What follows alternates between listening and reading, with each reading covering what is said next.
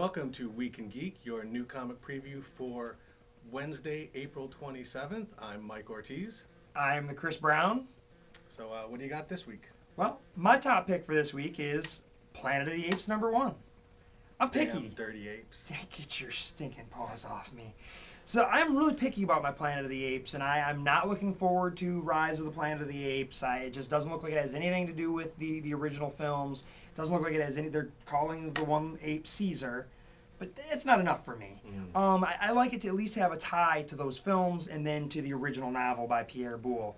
This looks like it owes a little bit to that. I mean, it's fun so far. The first issue I kind of liked. It starts off with the assassination of the lawgiver.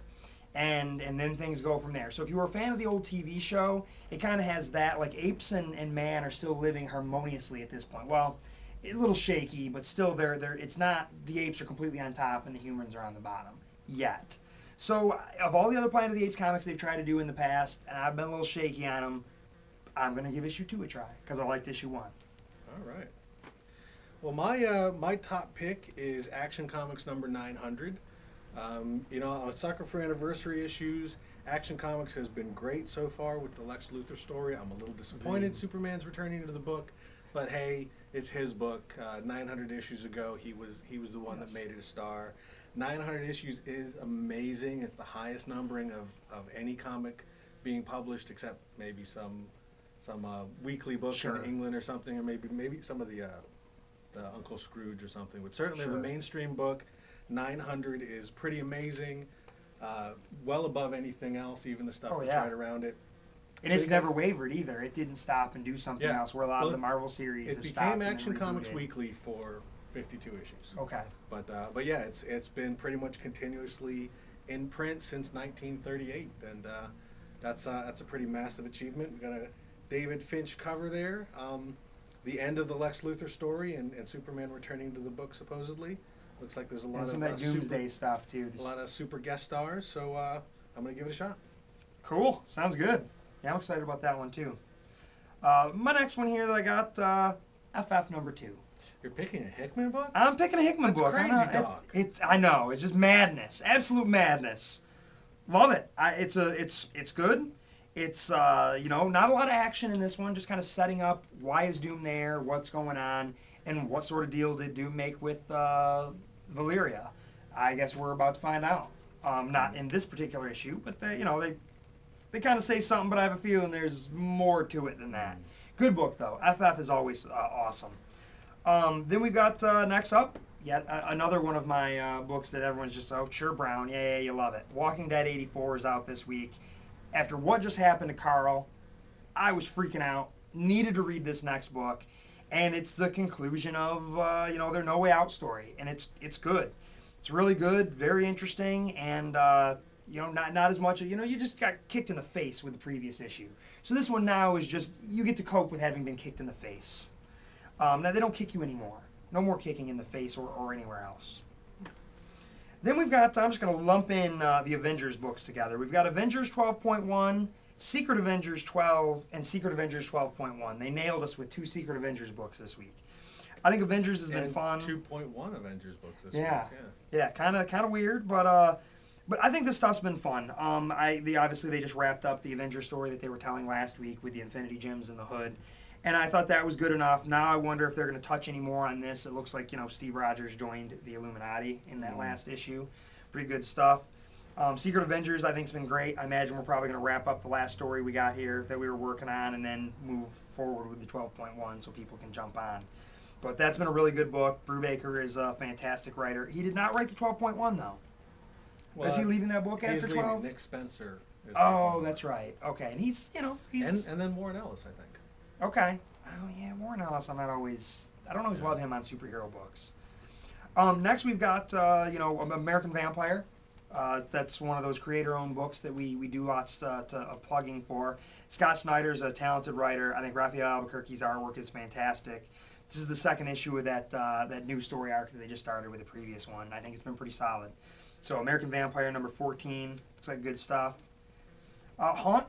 Still reading Haunt. Still reading that Ultimate Spawn book.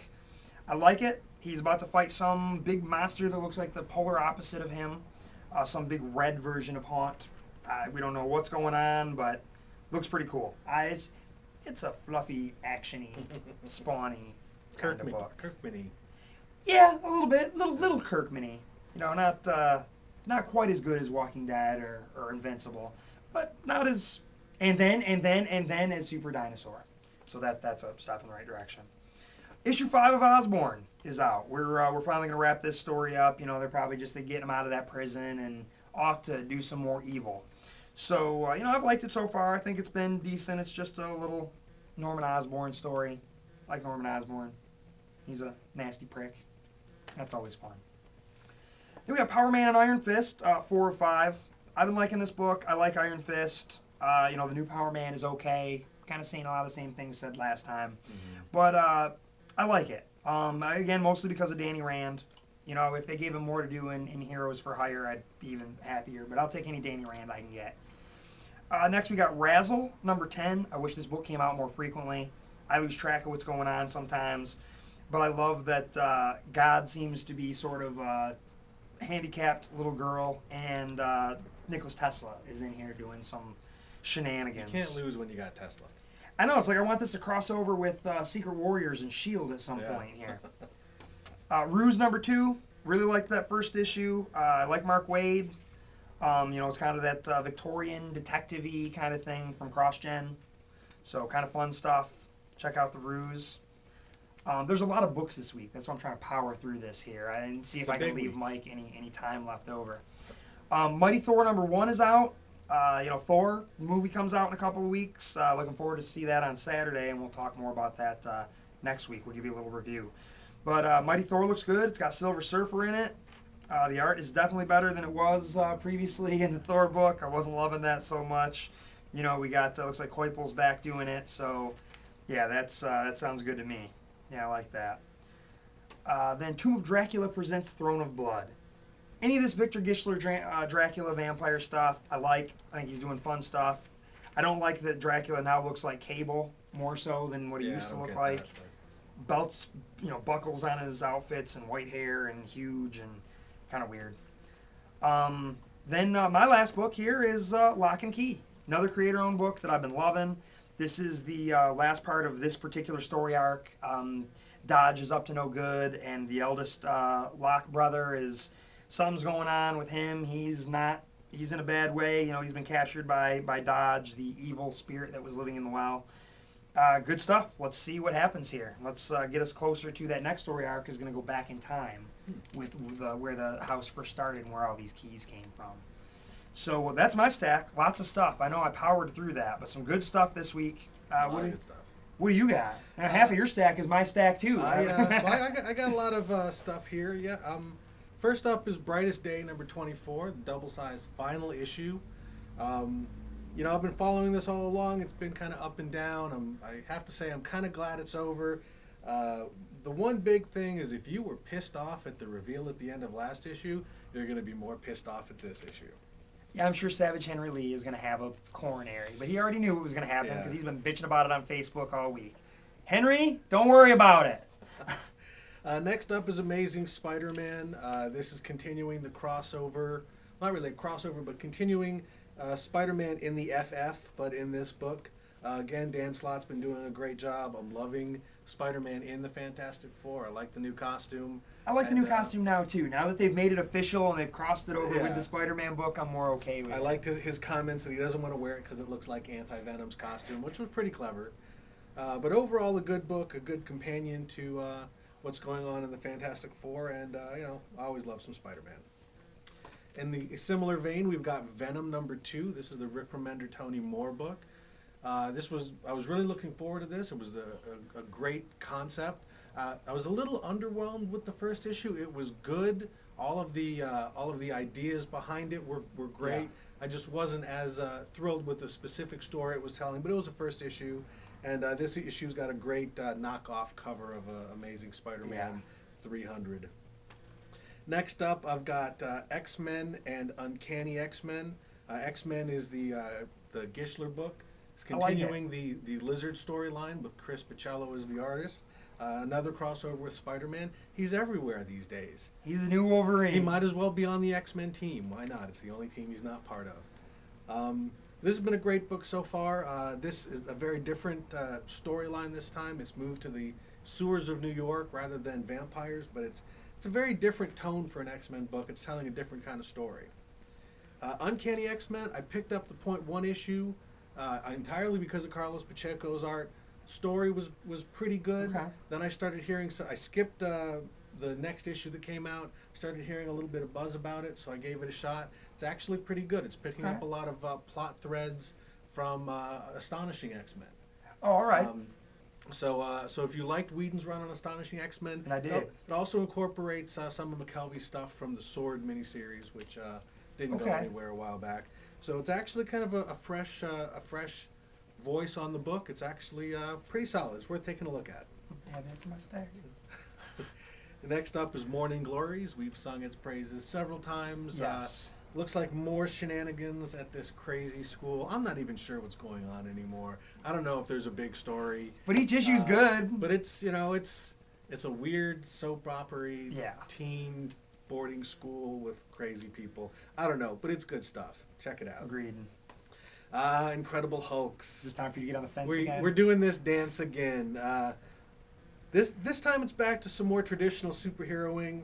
Last issue was pretty good, some interesting ideas. They gave the Hulk a tuxedo made out of unstable molecules. So when he turns into the Hulk, he still has clothes. A tux, a really nice tux. That's awesome. They should keep that. That Yes. should be his new costume. Anyway, it's not good enough to make me sing its praises. It's not bad enough to drop. It's in that weird middle zone. So if you do not have some sort of weird compulsive disorder, you probably aren't going to keep getting it, but I do. So, and on weird compulsive disorders, Green Lantern Emerald Warriors, War of the Lanterns is still going on. It's part 6. Now we got a bunch of different colored lanterns running around. Last issue, actually the ending of last issue, when Mogo just shows up and lays waste. That was pretty awesome. So I just want to see how these people are still alive. Flash number 11, second to last issue of this series. Okay. It's being canceled. I'm sure it'll come back in some other form. This is a road to Flashpoint. Yes. So I guess we will see. I'm still not entirely sure what's going down with Flashpoint. Time's changing, reality's changing. I don't know. We'll see. Give it a shot. Scott Snyder writes Detective Comics. We're getting all up on Scott Snyder now. too, all He's of a the new sudden. Hickman. Yeah, right. He's the new Hickman. He's a great guy, a great writer. This is the best. I think this is the best Batman book out there right now.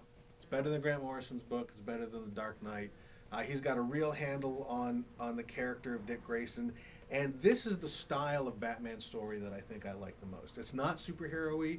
It's very gritty, very noir. Great art by Jock, and I think Francesco Francavilla did a few issues.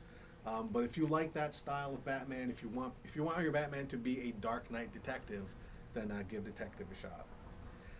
Captain America is next up. It looks like Steve Rogers on the cover of Captain America. That's crazy. That is crazy talk. Where's that coming from? You'd think he has a movie coming or something. Anyway, they're continuing Bucky in a Russian prison. All right. Pretty much that's how that one's going. Speaking of Batman, we've got Batman Incorporated. The covers on this book is fantastic. Agreed.